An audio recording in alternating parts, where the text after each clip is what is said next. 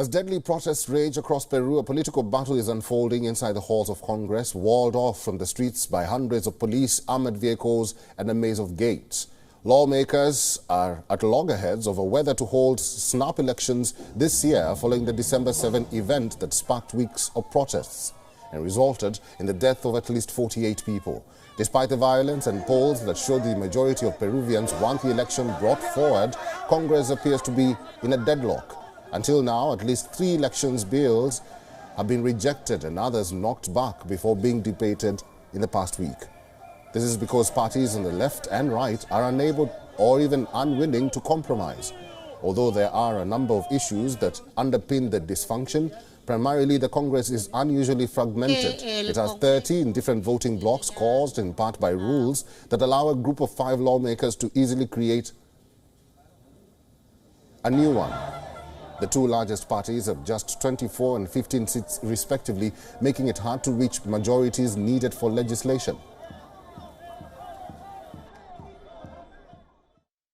No, definitivamente cuando hay, en este caso, mayor cantidad de bancadas, obvio que eso no ayuda de repente a veces cuando hay que tener que discutir y llegar a acuerdos, ¿no? Pero, bueno, hay que seguir adelante, no hay otra cosa.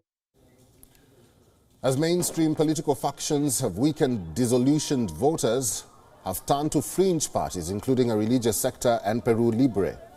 Meanwhile, constitutional rules make it relatively easy to attempt impeachment, leading to the fragmented blocs to use it to punish presidents they do not like, something that has happened regularly in recent years. Former President of Peru, Pedro Castillo, was ousted in an impeachment trial in December that he sought to avoid by illegally dissolving Congress and ruling by decree, which was a failed move that led to his arrest on charges of a rebellion.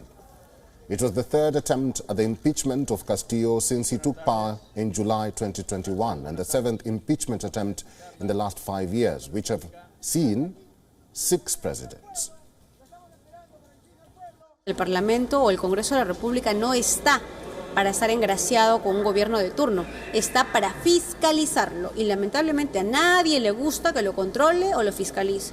Lamentablemente somos o seremos siempre los malos de la película porque vamos a tener los ojos puestos en cada sol, en cada ministerio que se mueve en nuestro país, toda vez que esa es nuestra función.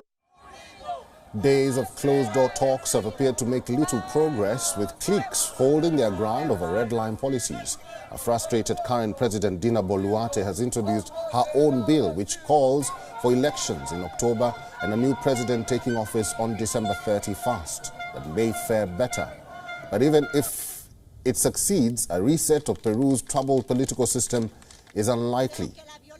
And this is according to analysts.